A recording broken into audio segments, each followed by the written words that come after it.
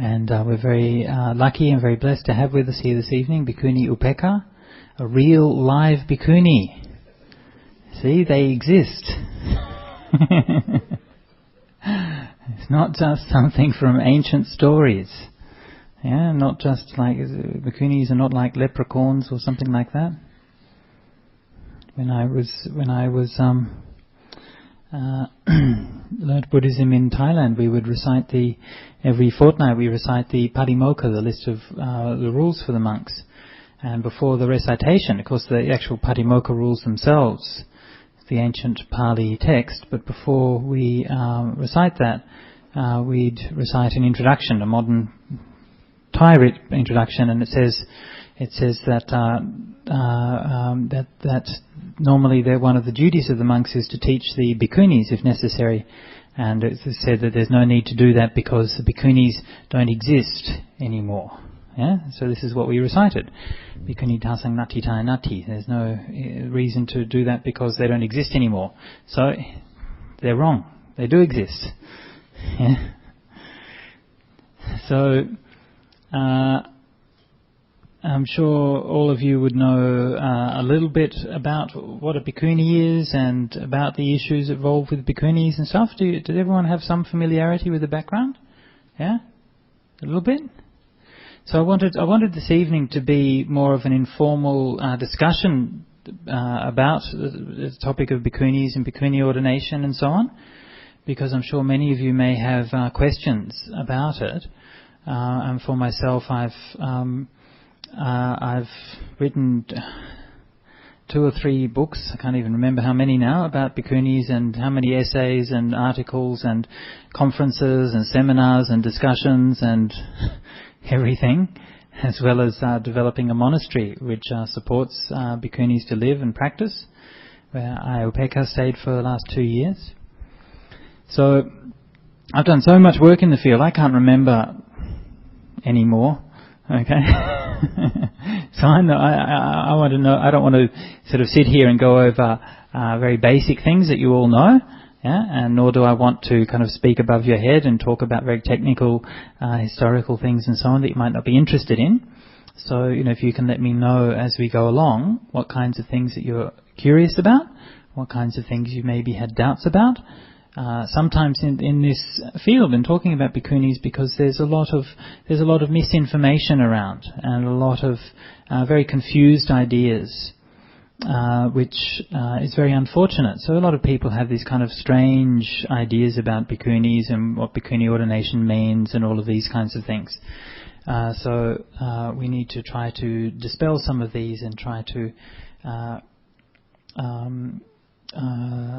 move the dialogue and move the direction of the tradition in a more helpful and constructive manner. Yeah. So before we start with the discussion, I'll just give a very brief background. But people often ask me, why do you do so much work to help the bhikkhunis and so on? And I guess there's no simple answer to that, but one answer has to do with the fact that when I was a monk at Bodhinyana at Ajahn Brahm's monastery, I was visited there by my sister, and my sister's 1 year older than me, and she's a very very good person. She was always the good one of the two of us. I was always the bad boy, and she was always the good one.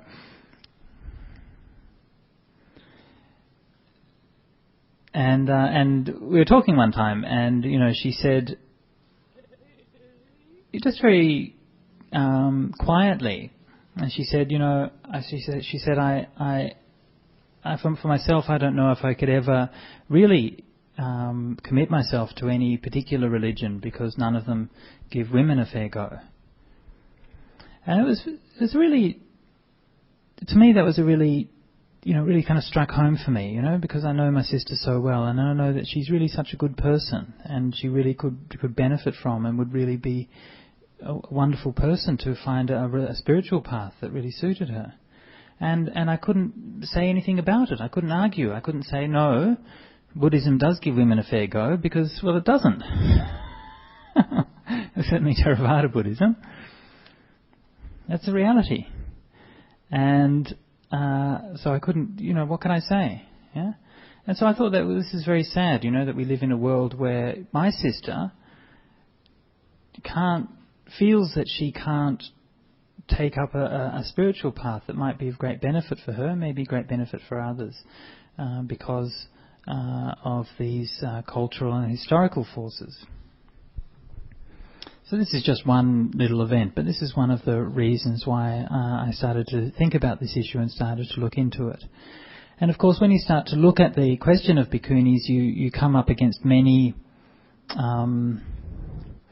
people will give you a lot of reasons and arguments. Yeah, they'll say one argument. I heard one senior monk. He said that a chicken can't lay a duck's egg.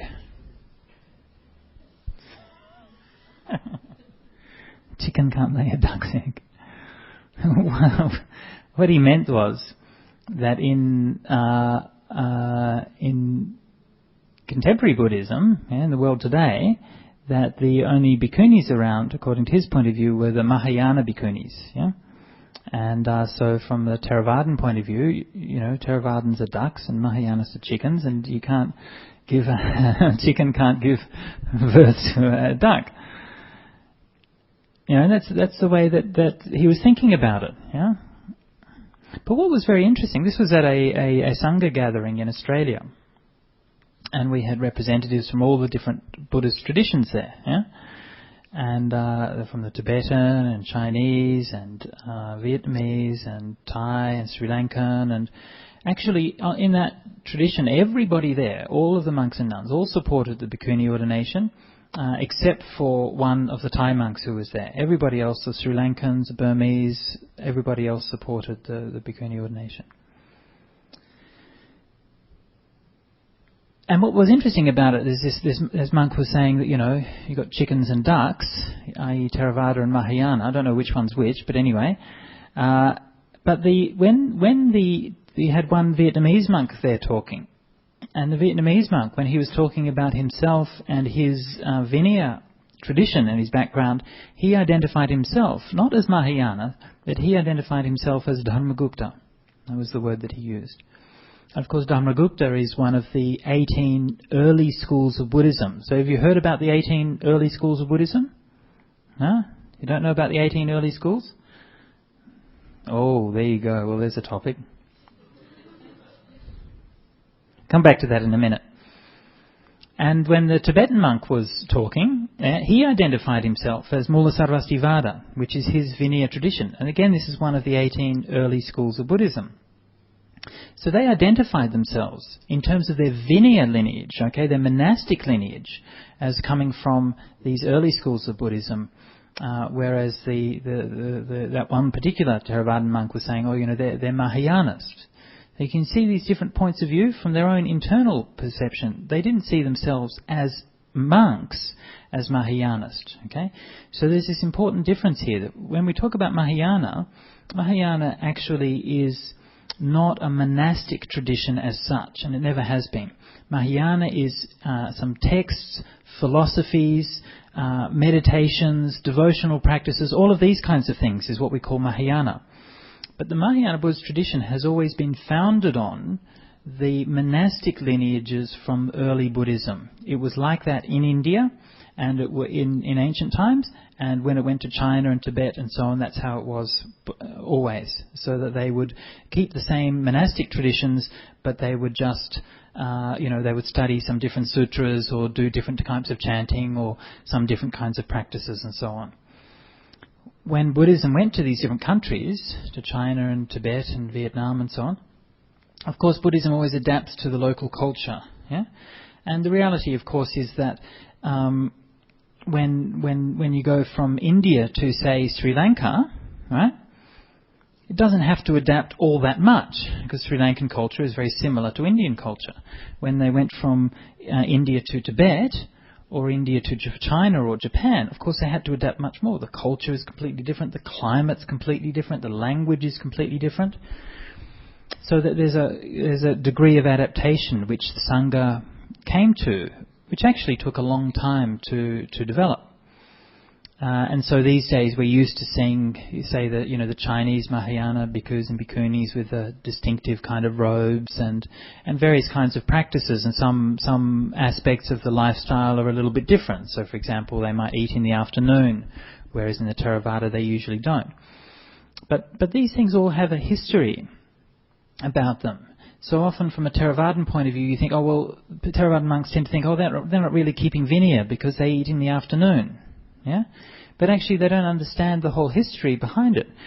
Actually, what happened when the monks first went to China, they kept that rule about not eating in the afternoon, just like all the other monks did. But of course, it was freezing cold in the wintertime. It was freezing. So what they did was that they would get smooth pebbles from the river and warm them up and eat them in the afternoon. Yeah. So they would keep themselves warm by taking these hot rocks in the afternoon. Yeah, so that's how they tried to keep the Vinaya. That's how diligent they were. Yeah, because otherwise they'd freeze to death. Then after a while they thought, hang on, this is ridiculous. Let's have a bit of rice in the afternoon.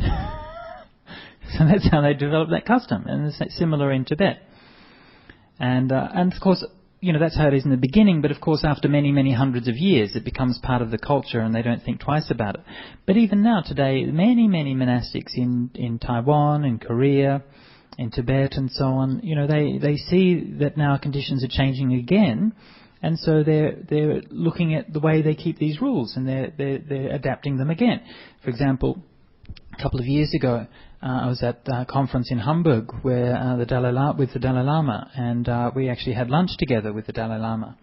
And I was there, and he said, you have to make sure to serve the lunch before midday because all the monks and nuns have to finish eating before midday. Yeah, that's what he said. It's not. I didn't say that as a Theravadan to him. That's what he said. Yeah. So he's obviously, he's come from this Tibetan tradition where they've got used to eating in the afternoon, but they realise that actually their Vinaya texts say that they should only eat in the morning, and as long as they don't have any, critical health problems or other reasons, then that's what they should do. So this is just a bit of background. So this is how, from a historical point of view, while culturally the different kinds of Buddhism on the surface look as if they're quite distinct, but I think if you look underneath, historically, at the backgrounds and at the different rules in the monastic discipline, then actually they're very similar. And only some of the, the practices and meditations and teachings and things are, they emphasize slightly different aspects. But the underlying code of discipline is all the same. So, it's actually, to me, when I look at these things, I get very excited. Yeah, I think, wow, that's amazing, and then I go and write a book about it or something like that, right? Because I think, isn't that astonishing? I think it's just amazing how all of these different traditions, for thousands of years, across all, completely separated. And these countries, for most of the time, were completely separate from each other. And yet they still had that sincerity and that dedication of practice to keep the Vinaya, keep those texts, and to keep on practicing. Yeah, I think it's just amazing. So when it comes down to the modern times, thank you very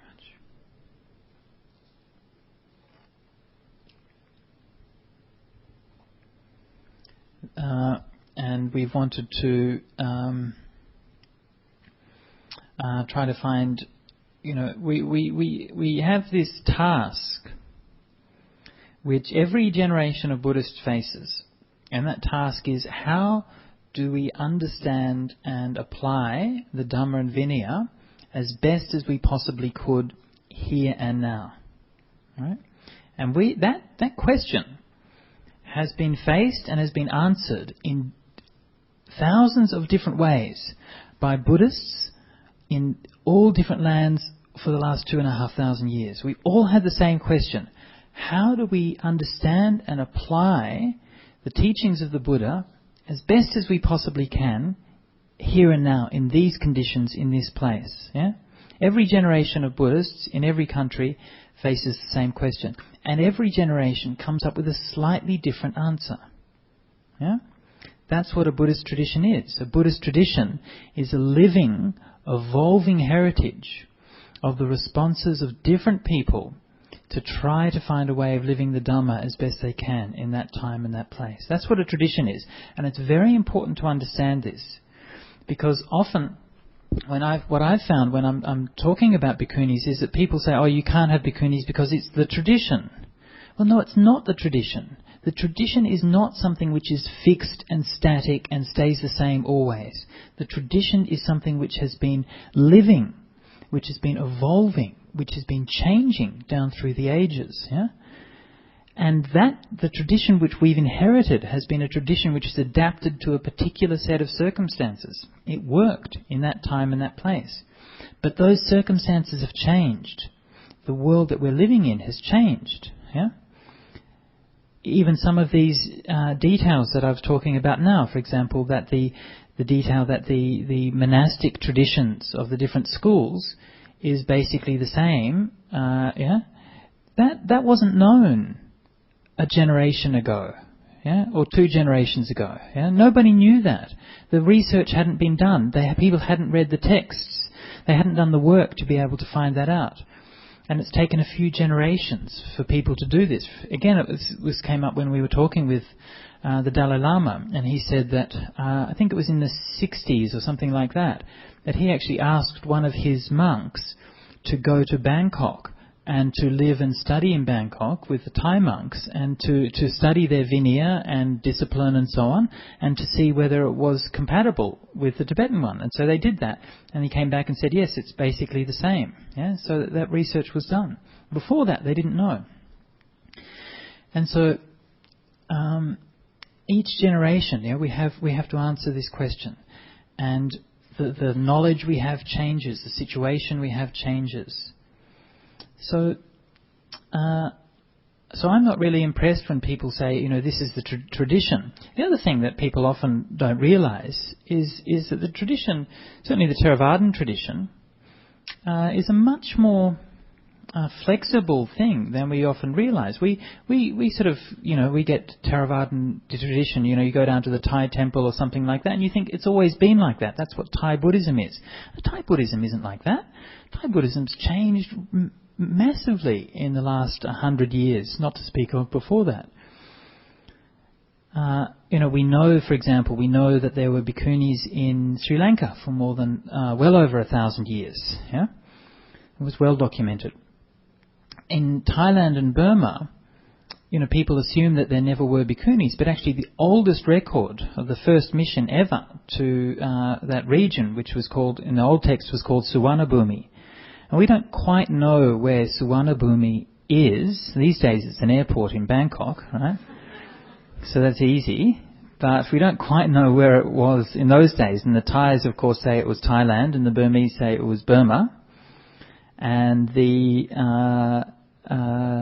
historians are not quite sure, but most people think it was probably Lower Burma was Suvarnabhumi. And actually Malaysia, the top part of Malaysia, actually Malaysia was called Suvarnakuta, the Golden Peninsula. And the first account of the missions to that, which was located according to the Pali account, in the time of King Ashoka, and then that included the conversion and ordination of hundreds of bhikkhunis.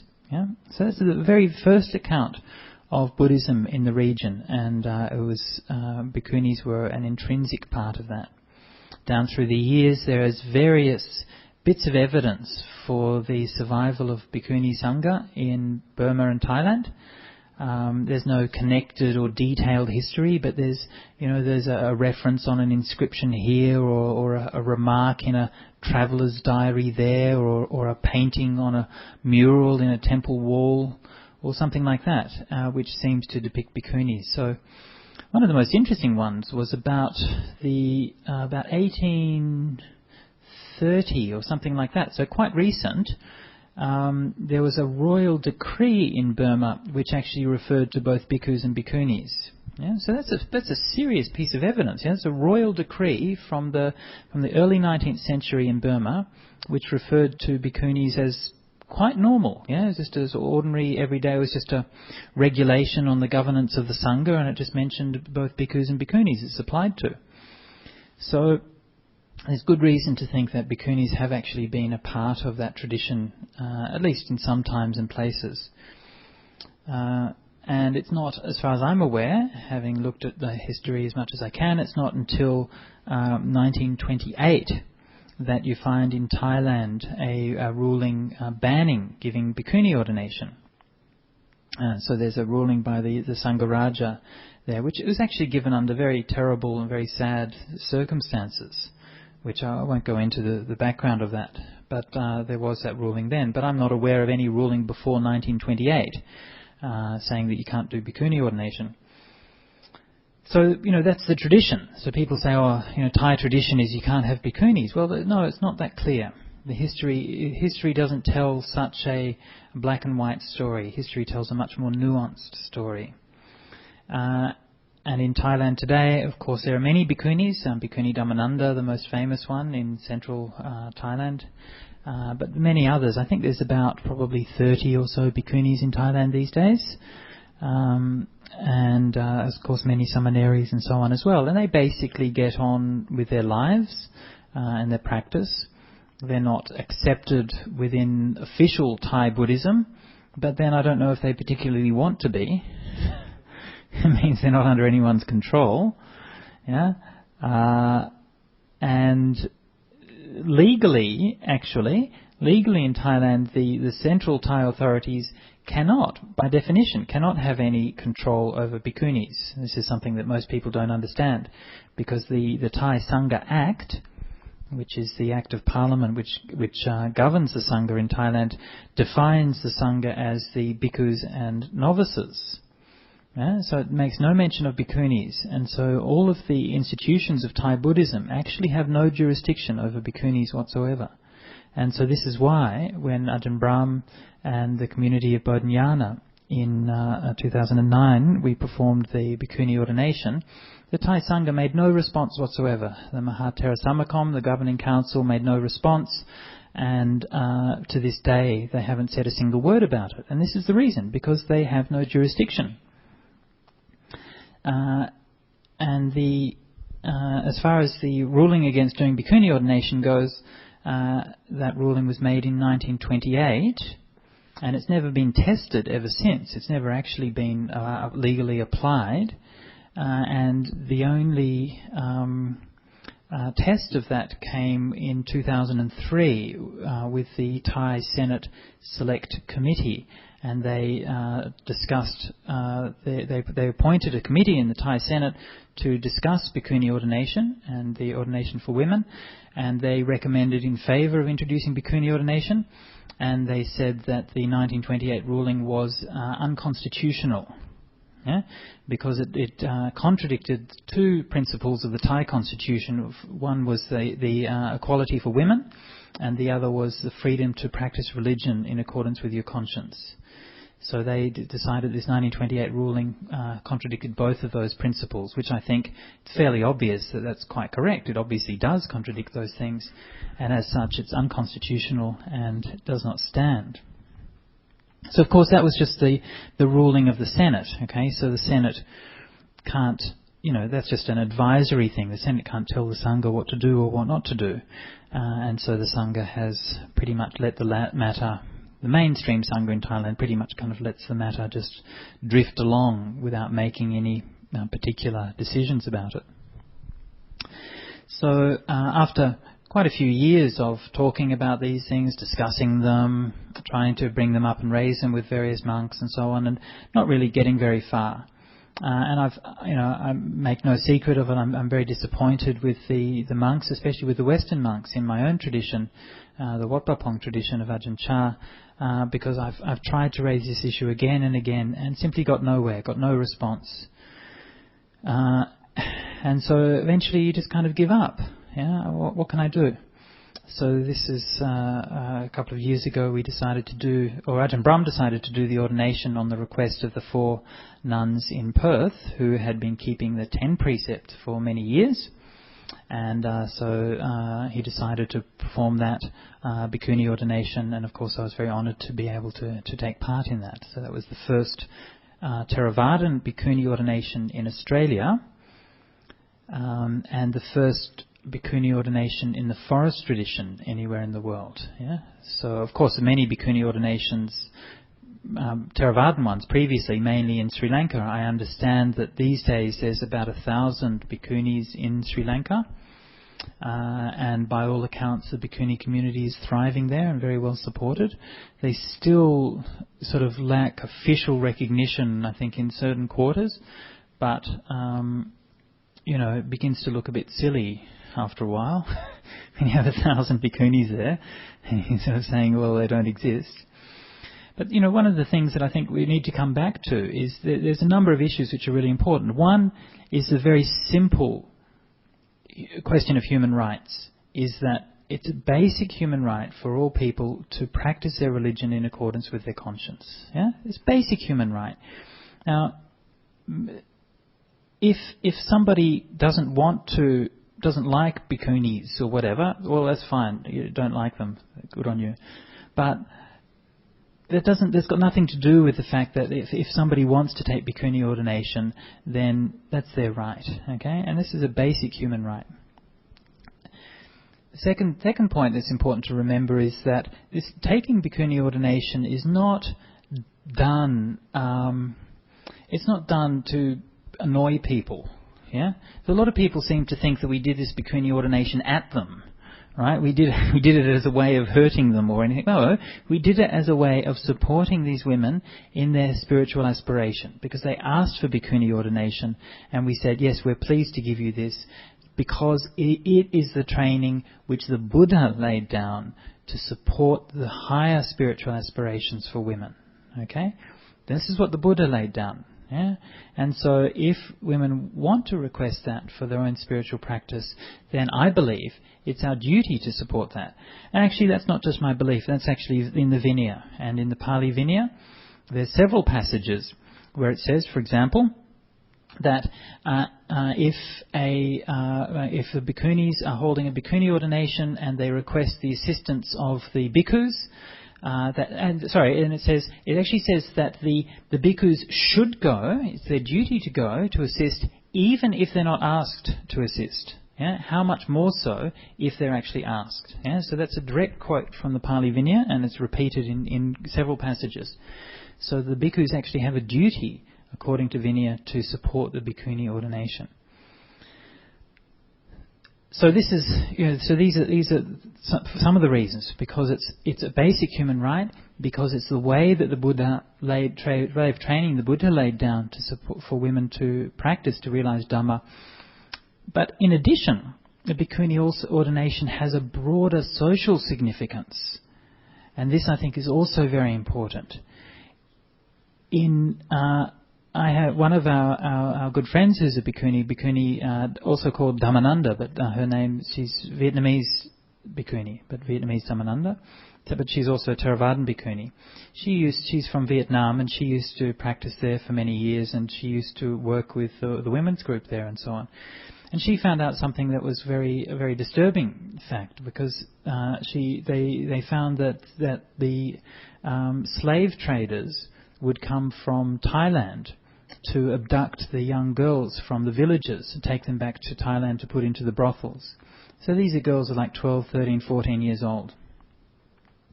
And she, of course, found this to be very disturbing, and she worked to try to save these girls, put them into refuges and so on. And what she found out was that in different areas of Vietnam, that things worked out differently. If it was in the cities, in the urban regions, where it was mainly the communist government and they've got mainly a secular environment, then the slave traders didn't go there, because the communist government in Vietnam has done many, many very bad things, but one good thing that they've done is promoted equality for women. So they don't go to those areas. They don't go to the Mahayana areas, because Mahayana temples all have bhikkhunis in them, and they teach the women and the girls, and they all have self-esteem and confidence. But they go to the Theravadan areas. They specifically target the Theravadan areas of Vietnam, and they take the girls from there.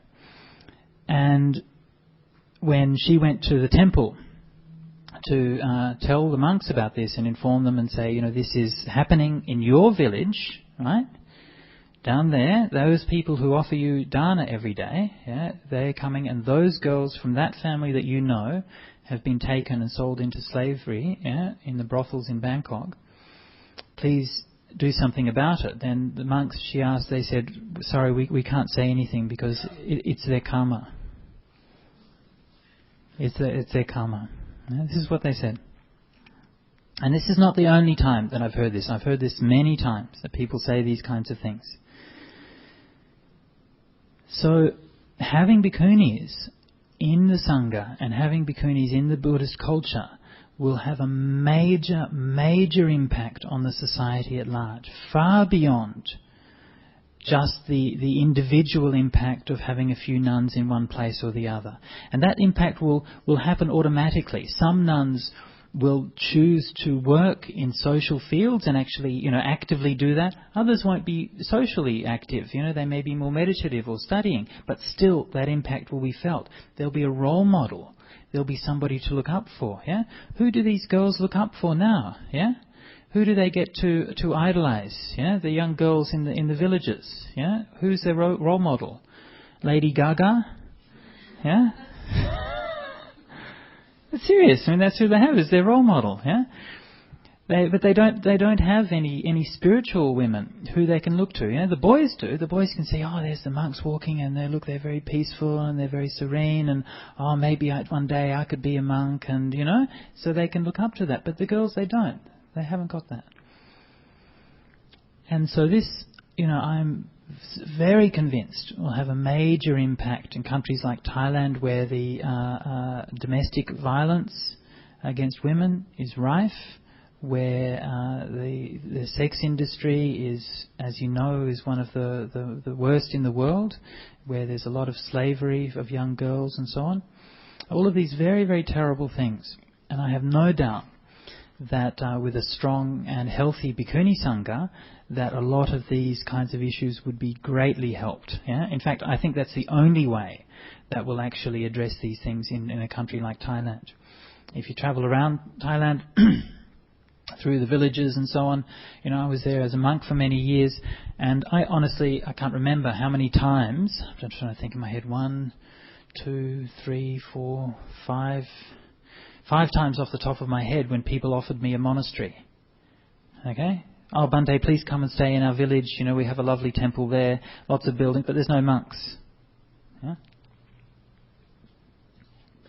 Please, Bhante, come. We've got 500 acres of land. Seriously. But we don't have any monks. Yeah? And this happened many times.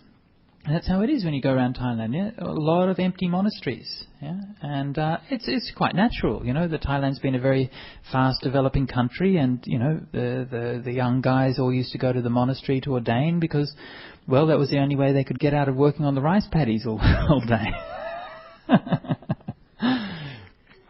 But these days they have more choices. Yeah, so they go to university, they go and get professions and so on.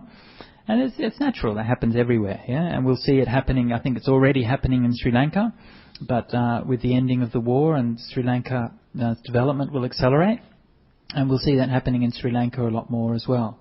And if Burma ever gets free from this military dictatorship and starts to develop more, we'll see the same thing happening in Burma as well. And so in these countries where there's such a great shortage of monks and a great shortage of practicing monastics, then again, the Bhikkhuni Sangha is a great answer to actually find someone to supply these kind of spiritual needs. Okay, so look, I've been talking for too long. I said this was going to be a discussion thing, and then I've gone on talking. So anyway, how about some questions?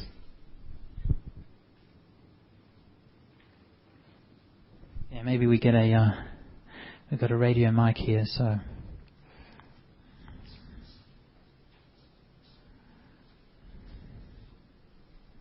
So come on, number 1. So you're going to win the prize. You're going to have the most wisdom in your next life. I think on the side there's a switch. Okay, this is for Bhikkuni Rebecca. Is that how you pronounce your name? Upeka. Upeka. Oh, Upeka. Sorry about that. Why did you decide to become a Bhikkhuni, and did it fill the void in your life?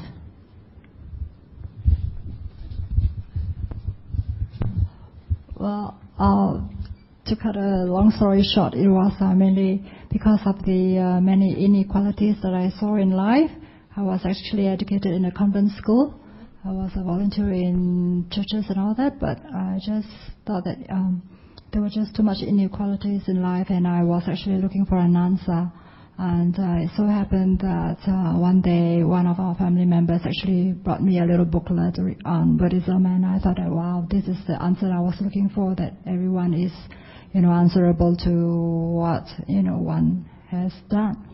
Yeah. And also because another really strong impact was when I was doing voluntary work as a befriender, I saw lots of people, actually suffering. And there was once when I was asked this question when I was doing a sharing session with other volunteers and other supporters, and they asked this question,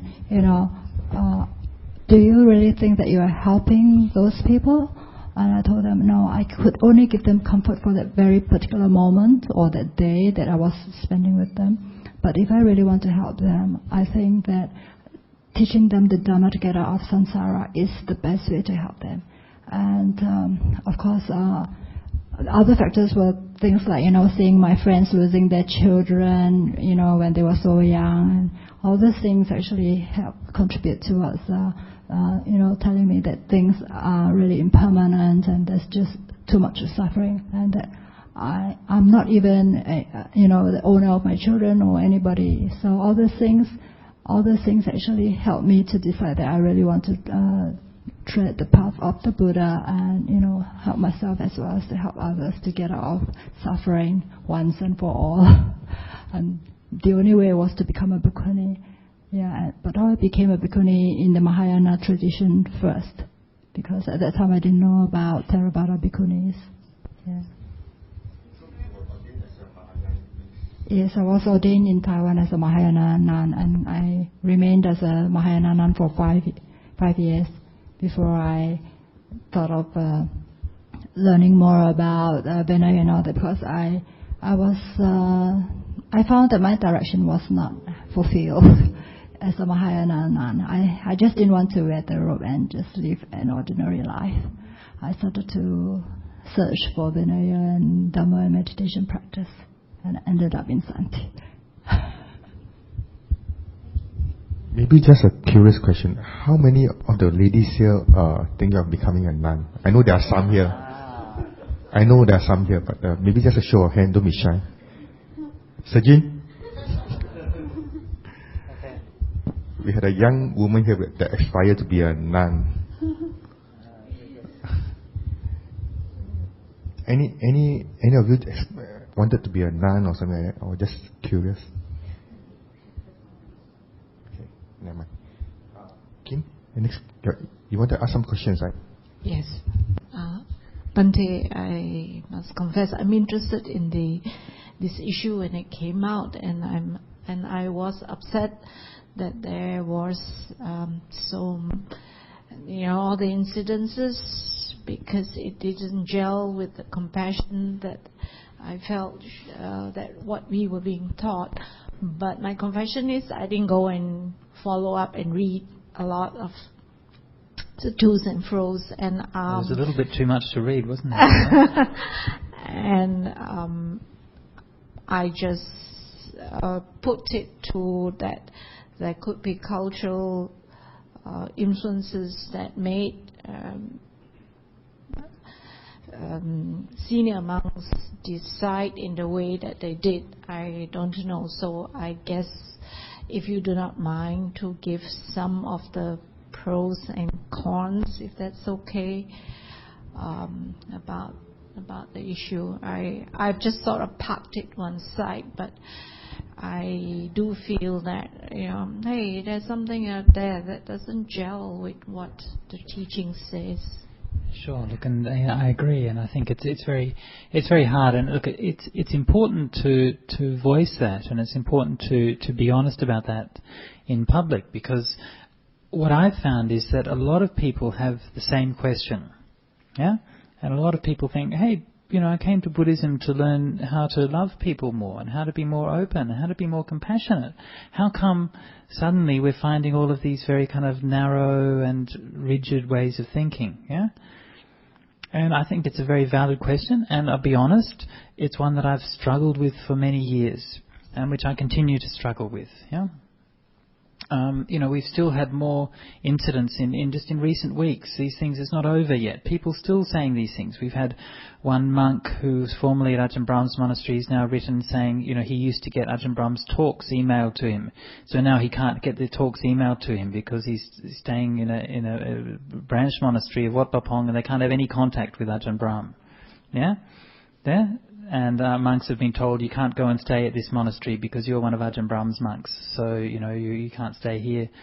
Or another monk said that he had an article to be published in the BSWA newsletter in Perth, and he said, no, you can't publish my article because I can't have any contact with Ajahn Brahm, and all of these things, yeah, and many, many more like that. That's just a few, yeah, many things. And so you think, my goodness, what's going on? How can people be so petty? So, what really is happening? I've had to struggle with this because it's my community. It's a sangha that I ordained in. I lived beside these monks. I practiced with them. They taught me. I've got incredible gratitude to them because they brought me into the holy life. Showed me how to put my robes on and how to carry a bowl and how to do the Pali chanting and everything. Yeah, and yet I just can't accept some of these attitudes and some of these things that's been going on. So I've really had to struggle a lot. And I don't think there's any simple answer. There's many different answers. But if I was to look at it, one of the dynamics which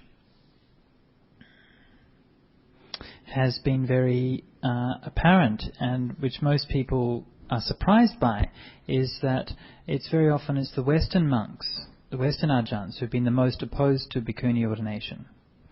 So some people have tried to make this into a kind of a racial issue. They say, this is these Westerners trying to bring these feminist ideas into Asian Buddhism, blah, blah, blah.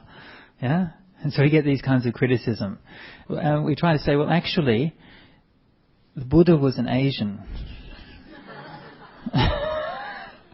We're actually Westerners who've gone to Asia to learn Asian ways and trying to bring those good Asian traditions back into the West, not the other way around, yeah? And but sometimes it's difficult to get these ideas across. But what we found is a lot of the Western monks have been opposing Bhikkhuni ordination, yeah? And often quite strongly. And so this, raises all these kind of questions about what's going on. And I don't want to be, simplistic or I don't want to be critical or anything like that. I just want to try to understand things.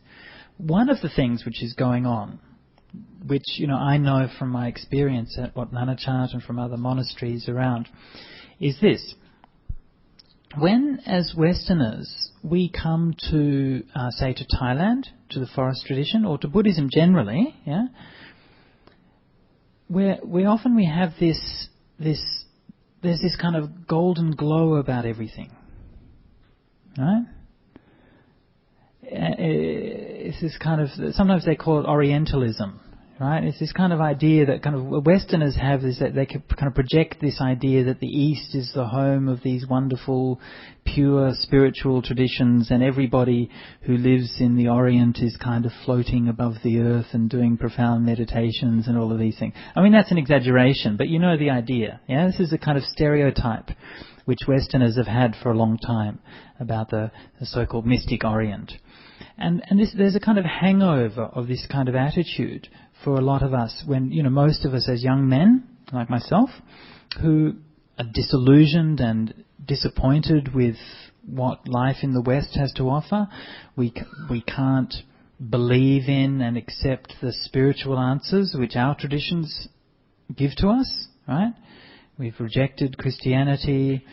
There's kind of New Age religions and stuff which are all pretty shallow. They have some nice things about them, but they're pretty shallow. And then you've got this very kind of secular materialist world, and that's not very satisfying either. So we're looking for something, and we have this intuition that somehow in the Asian spiritual traditions there's something really deep and pure.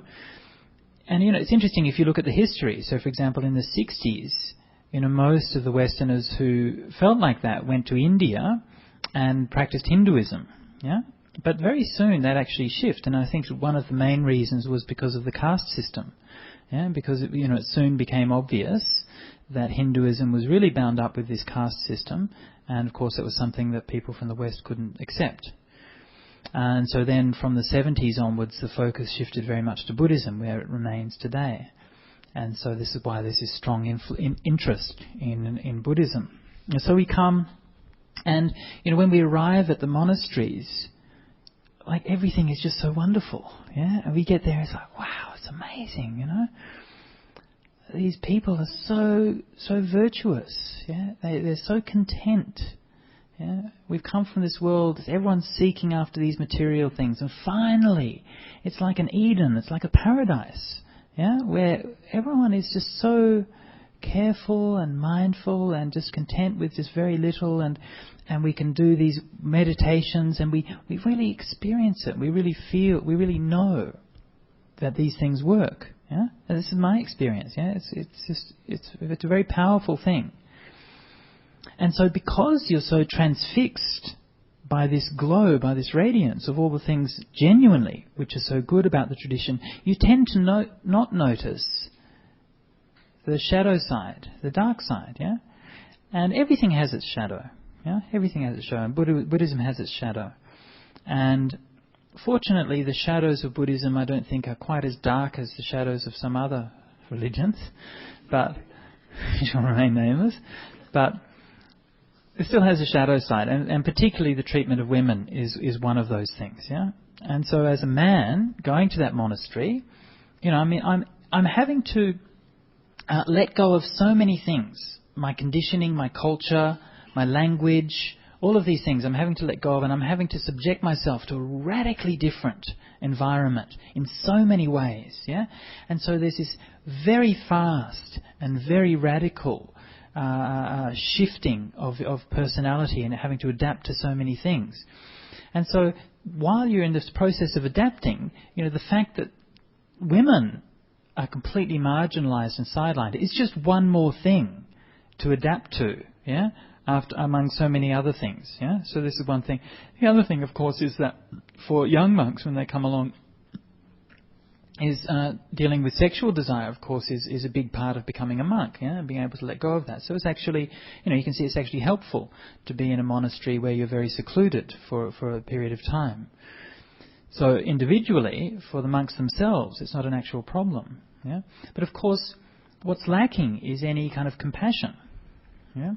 And this is something which, it's almost a cliche to say that Theravada, well, it's not a cliche, it is almost a cliche, it is a cliche to say Theravadins are, only concerned with their own salvation, yeah, and they're lacking compassion.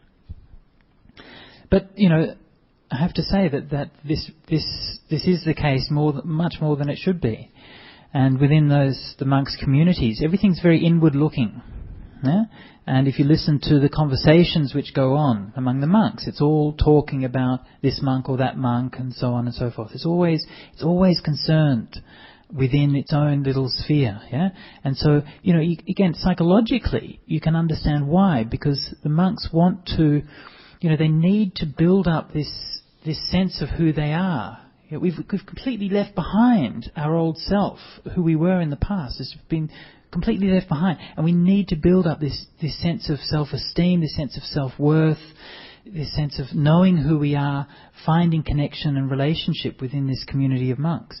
And so, it's very noticeable that all of the language, the discussions, the concern is always concerned about that. And the question of bhikkhunis or women's practice and all of these things just doesn't arise. Yeah? It just doesn't come up at all. The only women around are lay women. They come and they offer dana, and you appreciate the fact they offer dana and so on. But they're not taken seriously, really, as practitioners, yeah, and as dhamma, dhamma equals in any way. Yeah? That's just how it is in that community. That's how I found it. So one of the things which then happens is because for the young monks when they come along, is that they become very, very powerfully attached to their Thai teachers and the Thai Ajahns, yeah. And there's a very, very strong, one of the main things in the community is always like, who's an arahant and who's a non-returner and who's a stream enterer and who's got this jhana or who's got that jhana and so on.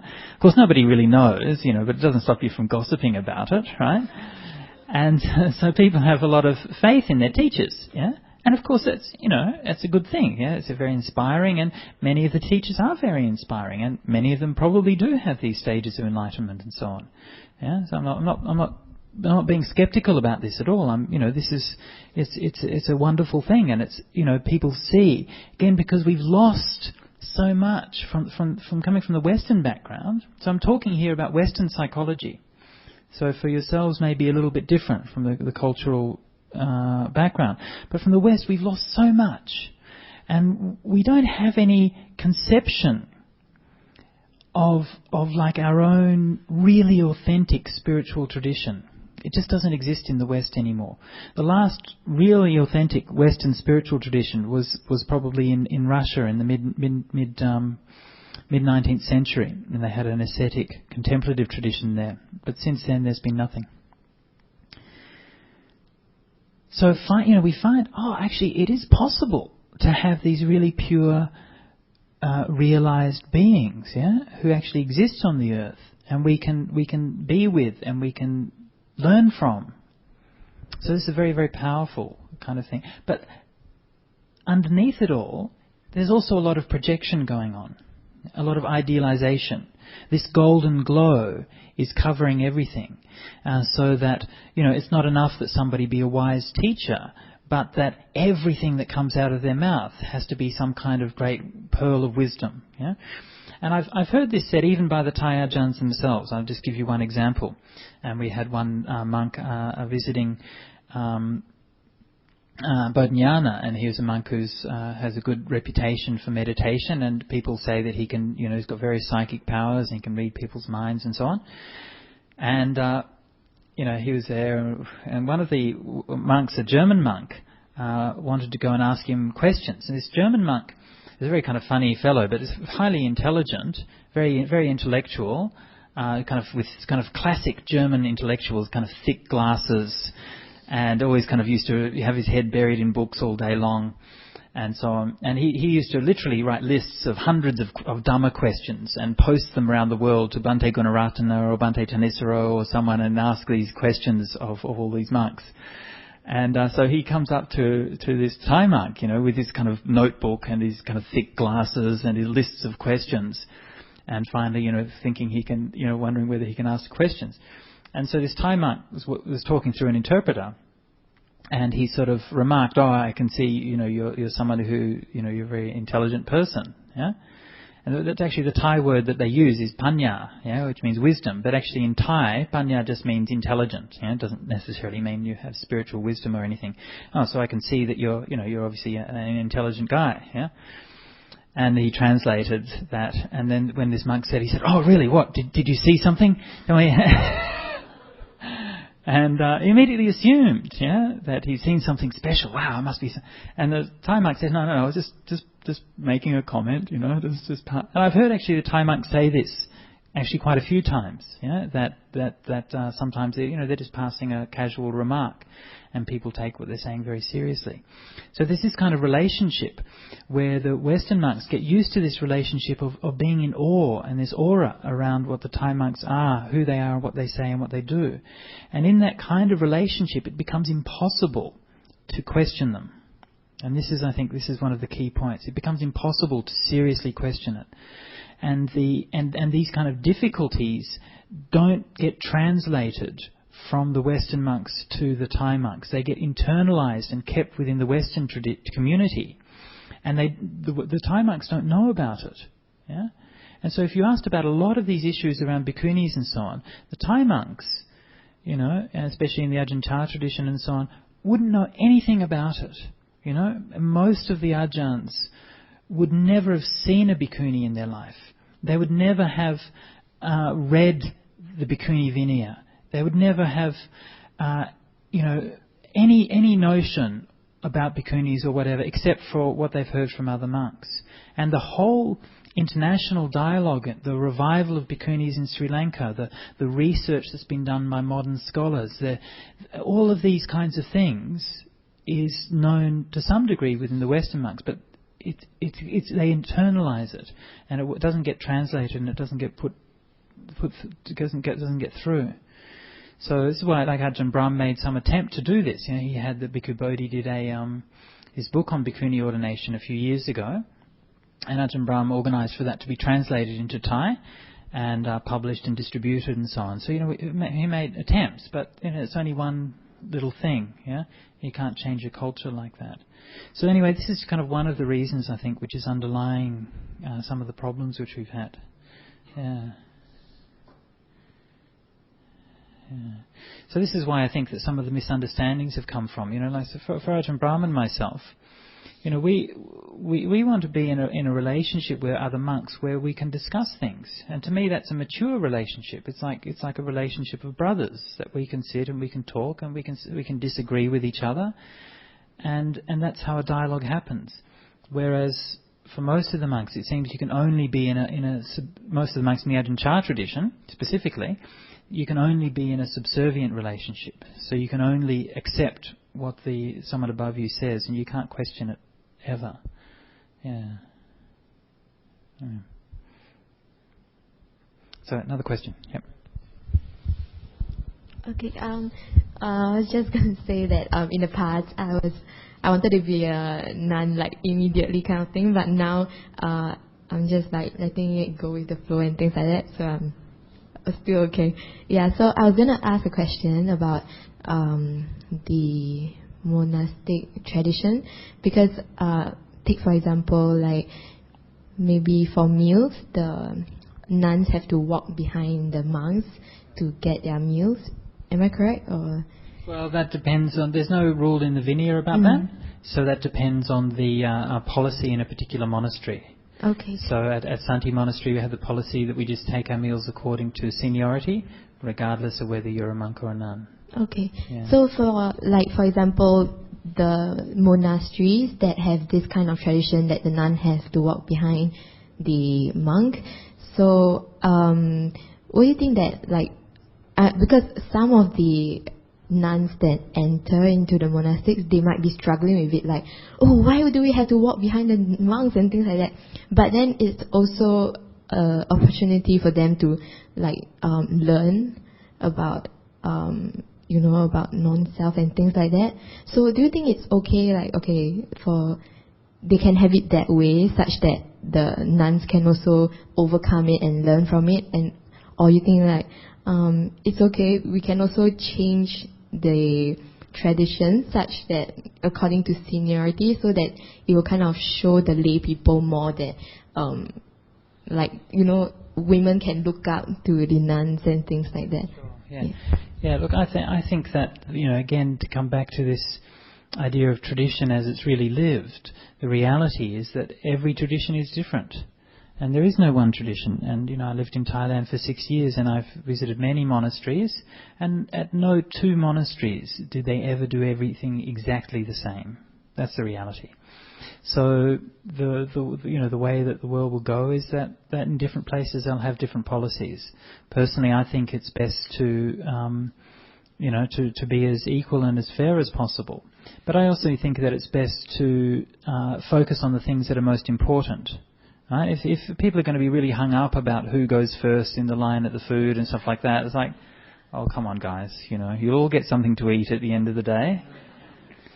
we had some nuns visiting us from Taiwan, from Nanlin Temple in Taiwan, and they're very well practiced bhikkhunis. And we went for alms round, went for pindabata, and the bhikkhuni said, with respect, can we ask if the bhikkhus go in front, because we want to film the pindabata and we want to show to the people back in Taiwan.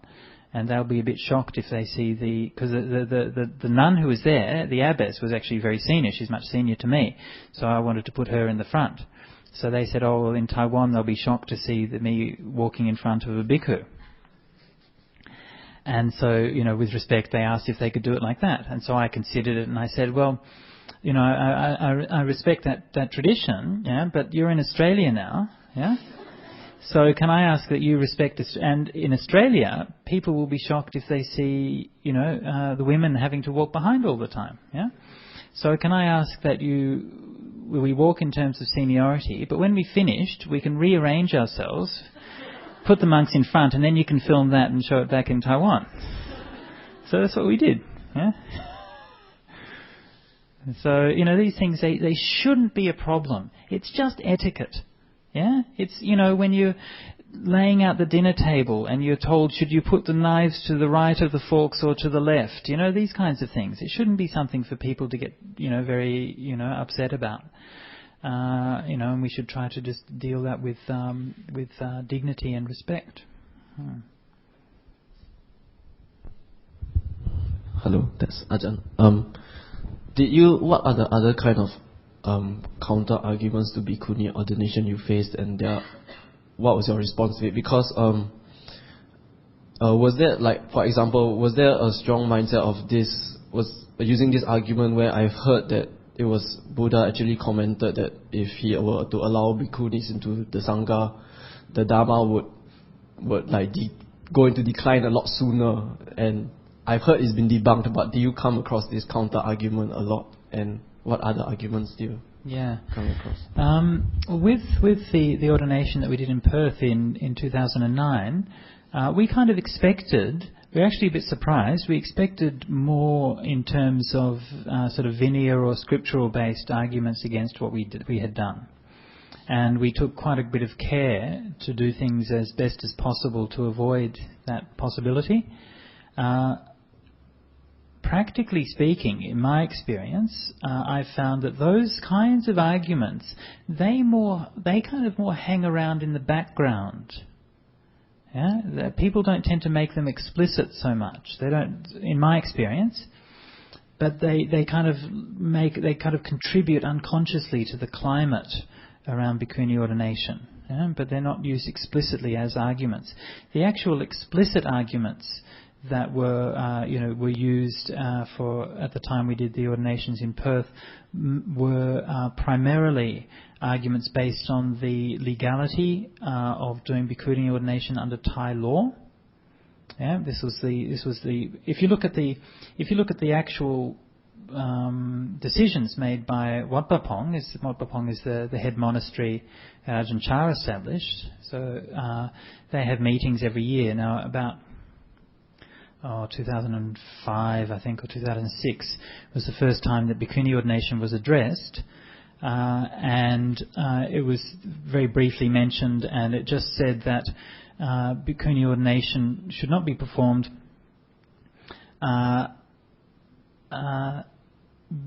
in accordance with the ruling of the Mahathera Samakom, the Council of Elders in Thailand. Of course, the problem is that the Council of Elders has not really made a ruling on Bhikkhuni ordination, and this decision that was made at Wat Pah Pong is based on an interpretation which is not really valid. And then later on, in another decision made at Wat Pah Pong, they said we don't support Bhikkhuni ordination. Right? So again, that doesn't mean you can't do it, but it just means they don't like the fact that you're doing it. So these rulings made at Wat Pah Pong actually were a bit ambiguous. Even though, I mean, clearly it was that they didn't support Bhikkhuni ordination. That was clear, but there was certainly no hint in any of those, and in no case did it ever, in the 1928 ruling in Thailand, nor in any of the rulings of Wat Pah Pong, did it ever suggest any punishment for doing bhikkhuni ordinations. It merely said we don't support it. Yeah, it never said if you support it, we're going to kick you out or we're going to do all of these things. Yeah, it never said anything like that. It just said we don't support it. So when this came up, we had no idea that people would react so violently to what we did, and we were quite shocked at the response. Mostly the thing that was brought up was that it was against the decision of Wat Pah Pong, and so this was the main thing that Ajahn Brahm was criticised for, was for going against the decision of Wat Pah Pong. And even though he asked them to please explain in more detail, whether they had any objections according to Vinaya, then they wouldn't do that. They didn't answer his questions. There was an article written by Venerable Thanissaro, who's a well-known American monk, and apparently some of the Ajahn Chah tradition monks went to him and asked him to write a refutation of the ordination, and he did so, and he raised some Vinaya objections to the ordination, but the Vinaya objections he raised were so tenuous and so weak that he was immediately criticised by at least half a dozen scholars all around the world, including Bhikkhu Bodhi and Ajahn Brahm and myself and Venerable Brahmali and even Tenzin Palmo and many other venerables all kind of weighed in. And so I don't really think that those particular objections got any traction anywhere. It certainly wasn't the foundation of what the objections were. The main thing was that Ajahn Brahm had gone against the wishes of the Ajahns at Wat Pah Pong. That was the main thing he was being criticised for. Yeah.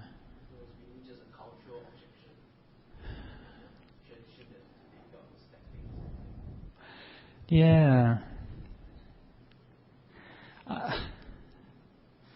Yeah. Well, there's a lot of things behind it. Yeah. There's a lot of things which kind of fueled it. And one of the things that you can see, I think the fact that there was so much energy came out. It's one undeniable fact, right? At that time, there's a lot of energy. People felt I could feel it. I felt really kind of energized, and came out in all the communications and movement and everything. And so I think actually underneath there are probably a lot of things which had been stuck there for many years and which no one had been able to say. Yeah? And so popped out and everyone said them, not necessarily very skillfully, but at least they got said. Yeah? So I think that in a sense that's not a bad sign, yeah, in the long term. At least things are a bit clearer. Yeah. Yeah. And I think one thing that is important is that I mentioned this a bit earlier, that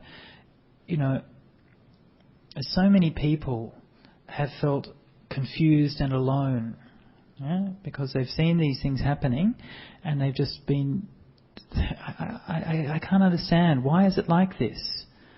And I've been hearing these voices for years, yeah, especially women's voices, also men's voices, but especially women's voices. And since people got to know that I've been interested in these issues, I've been having emails and phone calls and letters and so on from so many women for years now, 5, 6, 7 years, telling me about their experiences, telling me about how they came to monasteries with such inspiration and aspiration, and then after a while they just felt so disillusioned and so disappointed and had to leave the monastery and so on.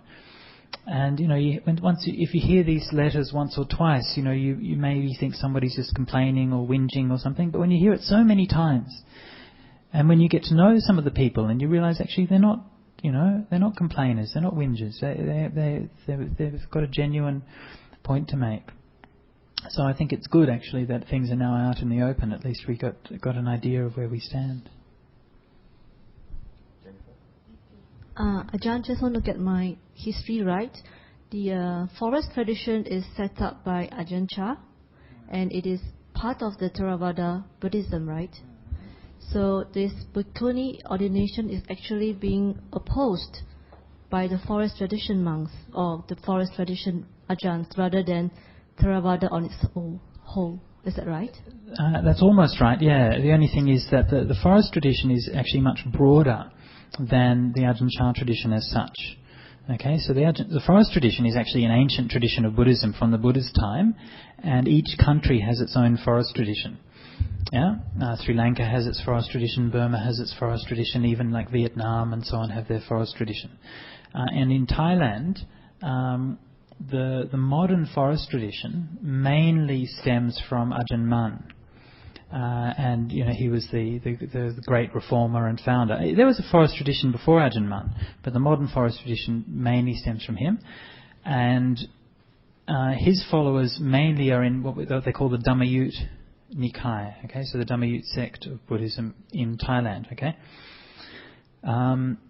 Now there's probably maybe 10,000 forest monks in the Dhammayut tradition in Thailand, and Ajahn Chah is not part of the Dhammayut tradition. He's part of the other group of monks in Thailand called Mahanikai, and so there's 1,500, maybe 2,000 monks who are Ajahn Chah tradition monks, also in the forest tradition. So the forest tradition is that whole, and the Ajahn Chah tradition is one part of that whole in Thailand.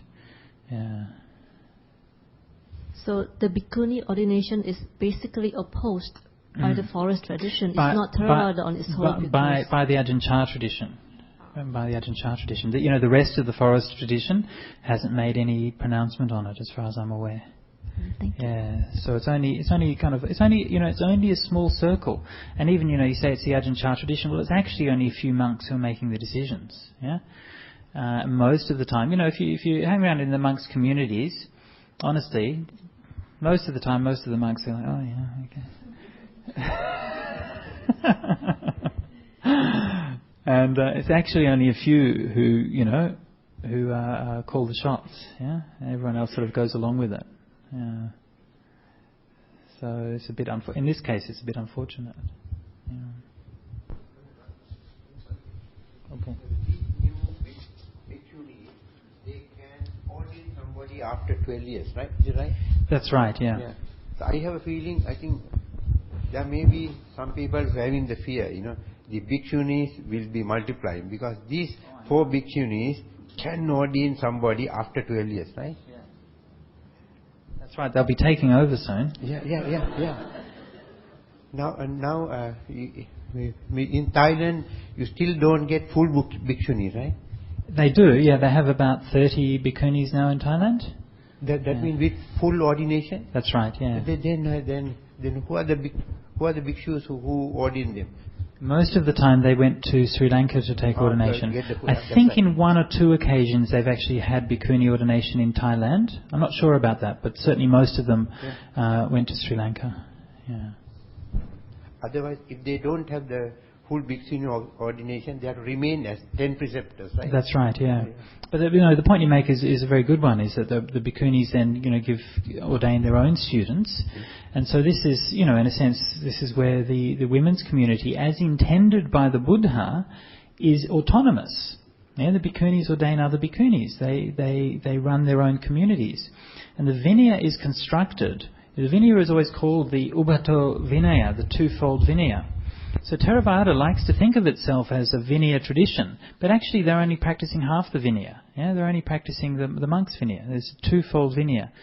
Now the Vinaya essentially sets up the bhikkhuni ordination with a very, very high degree of autonomy, and it's actually quite radical and quite extraordinary. The bhikkhunis would ordain other bhikkhunis, they would teach, they would be mentors, they would do all kinds of things, and you find stories in the Vinaya where the bhikkhunis are like managing building projects and all of these kinds of things, yeah. And so they obviously had quite a high degree of autonomy, even in that time in ancient India, where obviously, as even today in India, women have very little autonomy.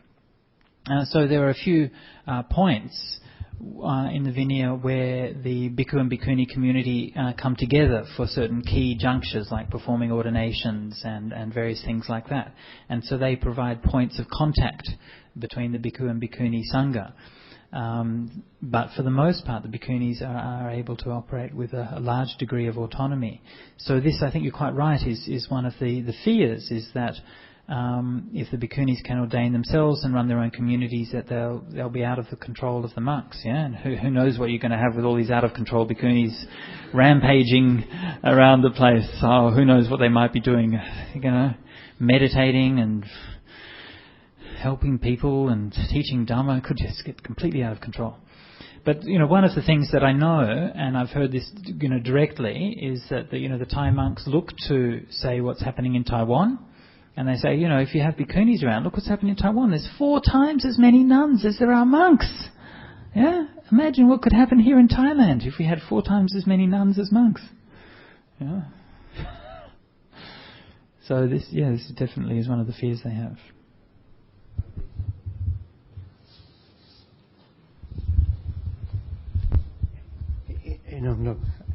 Now I'm in Singapore. I was born in Sri Lanka.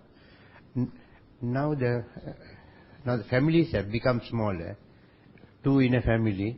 So if there's 2 sons or son and a daughter, the parents are not willing to. They are not happy, their son becoming a monk, because who's going to look after the family and things like that. So in time to come, if there's no bhikshuni then the number of monks both will go down and down. Even in Sri Lanka, some of the temples don't find enough monks now. Oh, look, absolutely, and again, that's a very, very valid point. In modern times with contraception, family planning, and also with quite seriously, and also with affluence. Yeah, and as we know, as societies become more affluent, the families have less children. And in the past, it sounds funny, but it's true. If you had 9 kids, send 1 or 2 off to the monastery, you'll hardly miss them. Yeah. But if you've only got 1 or 2, then it really becomes a big deal. Yeah. So look, I agree completely. That's a very important point. Yeah. You have to be like my mum.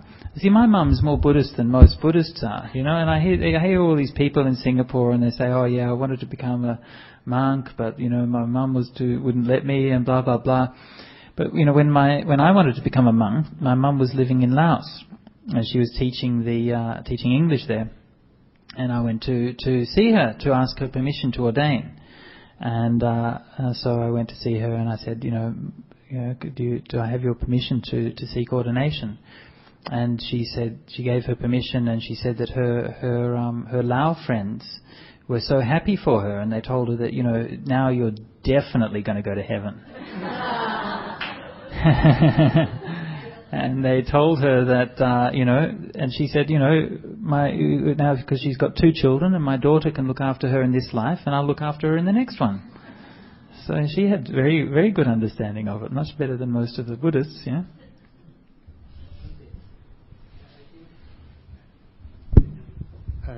Nowadays, a lot of people go and see a monk for counseling.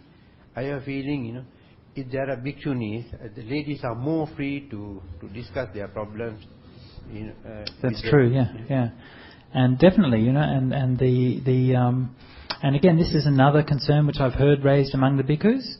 Some bhikkhus, they say that most of our supporters come from women. So if bhikkhunis get ordained, firstly, half of our supporters will become bhikkhunis, so they won't be able to give us dana anymore. And the other half won't need us for their teaching and counselling and support, because obviously the bhikkhunis will do a much better job than we will. So, how are we going to eat? So, actually we had a question here earlier, so we'll come there in a minute. Yep. Sorry, Ajahn. This morning you mentioned that Australian Buddhists are more quiet, that they don't complain so much. But I think is it different in Singapore that we used to complain a lot, and especially during 2009 when Ajahn Brahm did the Bhikkuni ordination. I think there are a lot of comments comes about in Singapore within Singaporeans. So is it advisable for Singaporeans to really learn not to complain so much?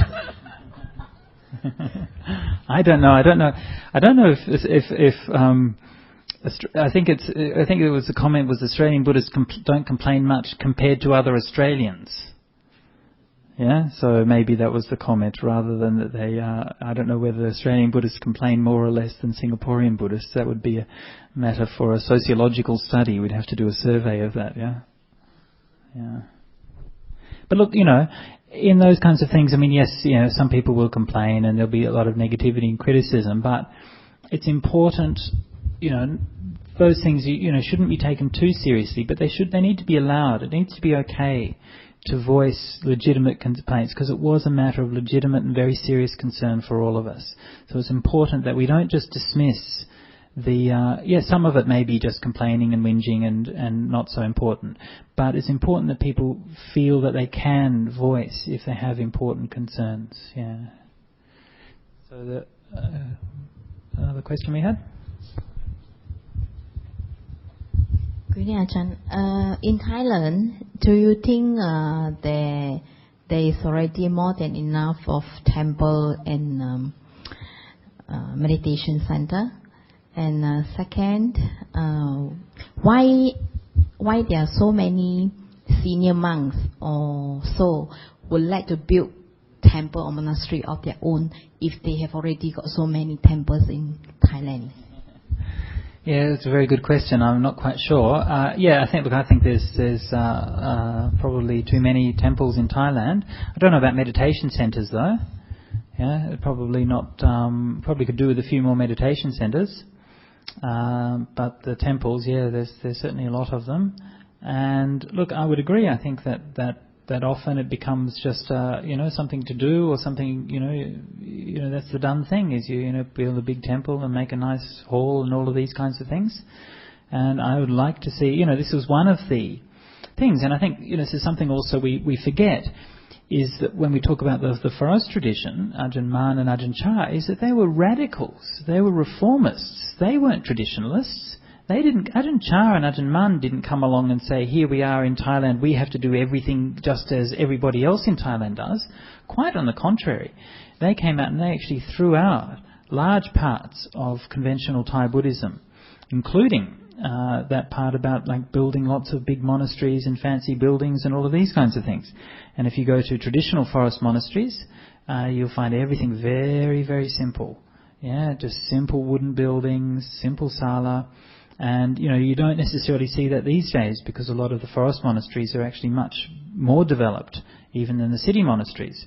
But if you look at the real hardcore forest monasteries like, say, Ajahn Mahabur's monastery, and he just kept it exactly as it was and refused any attempts to build things. He was such a great example of a forest monk, And I don't know if any of you visited Luang Dabur's monastery. He passed away just a short time ago.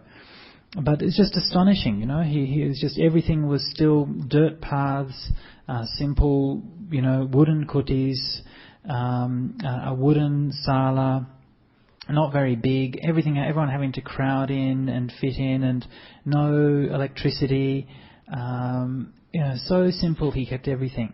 And, he was the most famous monk in Thailand, and got so many donations, millions and millions and millions of dollars that he was given in donations and gold and all of these kinds of things. And all of it went to charities. All of it went to help the country or to build health centres and look after poor people and do development works and all of these kinds of things.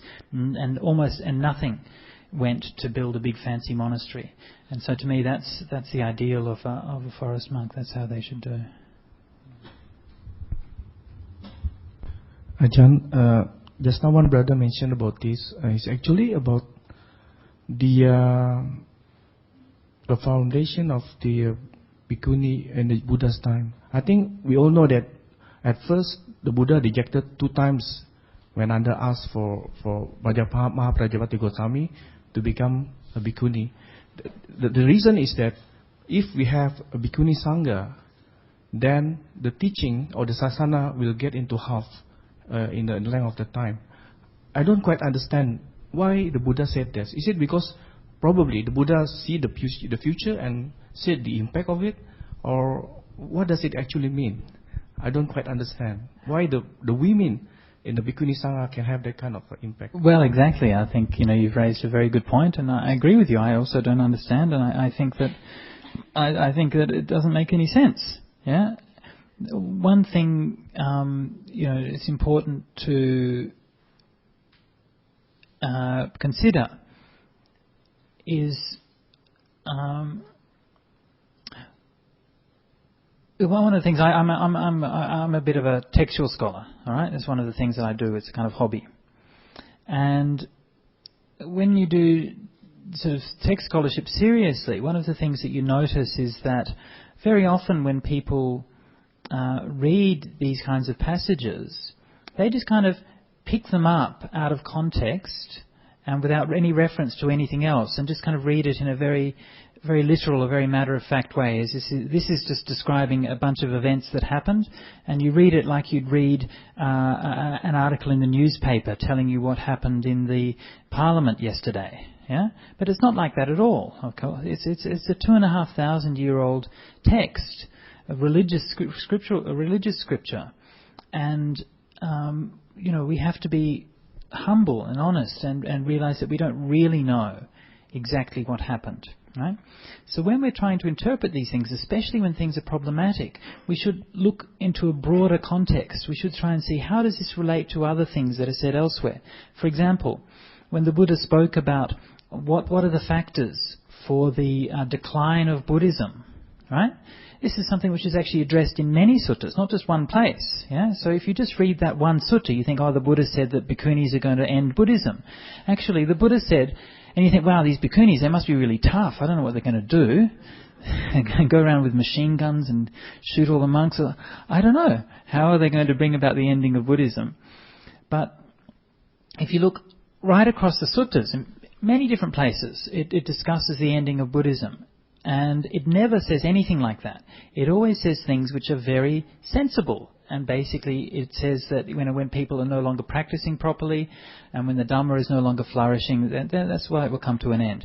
And in particular, there's suttas that say if the bhikkhus, bhikkhunis, laymen and laywomen are practicing and have respect for sila, samadhi, panya, the training, and I think that's it. I think four things.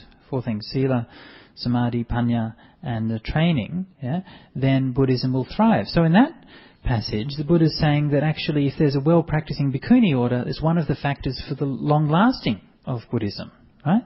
So then you have to look at both of these contexts and ask a simple question, which one is Dhamma?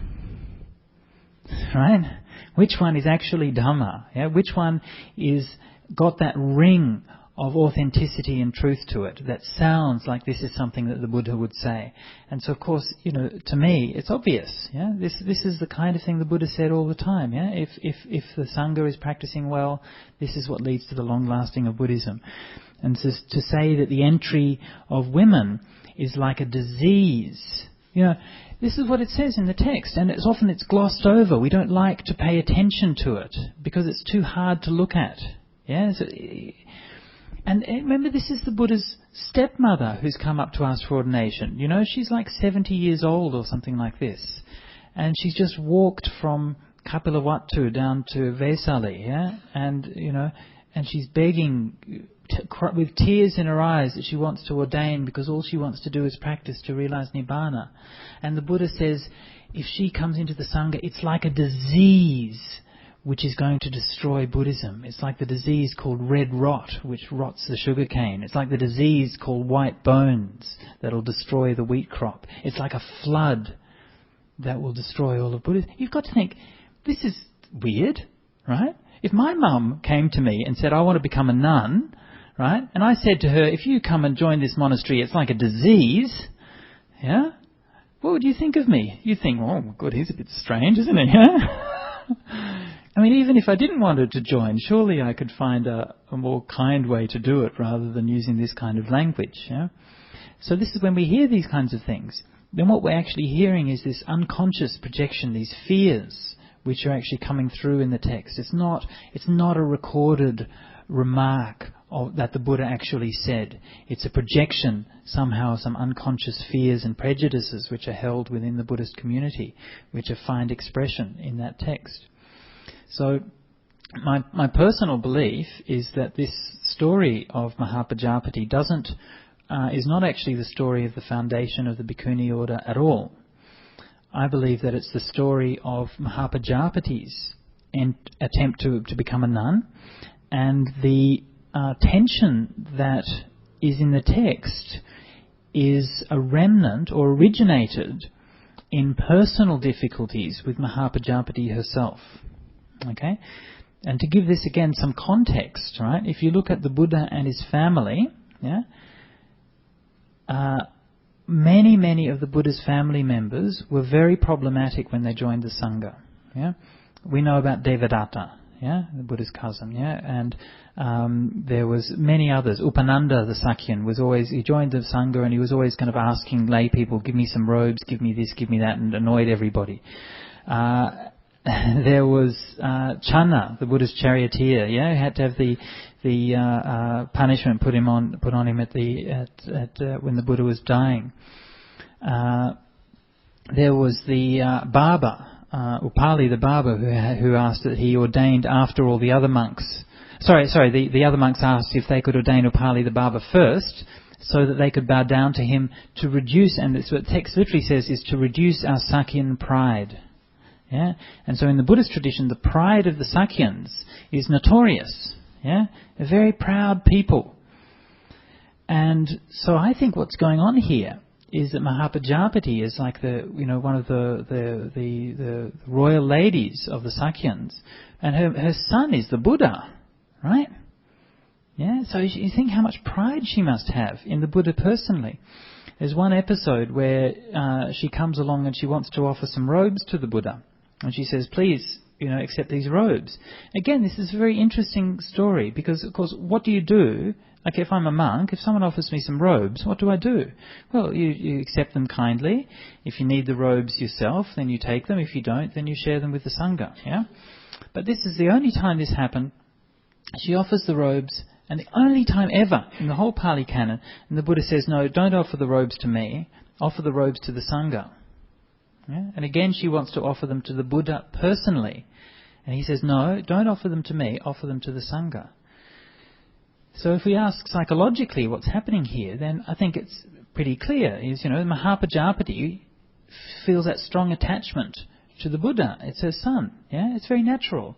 And he wants to make sure, because she's used to being in the upper class of society, she's used to having everybody do what she says, yeah?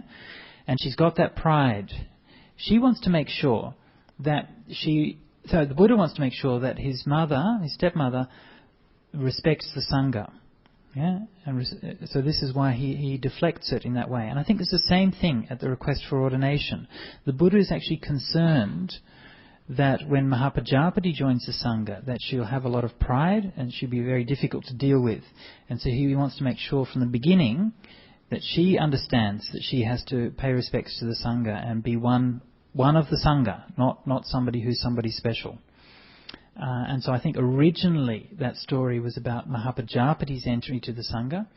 And personally, I don't believe she was the first nun, although historically it's very difficult to say one way or the other. But I believe that there is some suggestions that there are other nuns ordained earlier. Well, certainly it's the case that by the time the Tripitaka was edited and put together, obviously by that time it was universally accepted that Mahapajapati was the first nun. But whether or not she was actually the first nun or not, I think that story is really about her. It wasn't about the nuns in general. Yeah.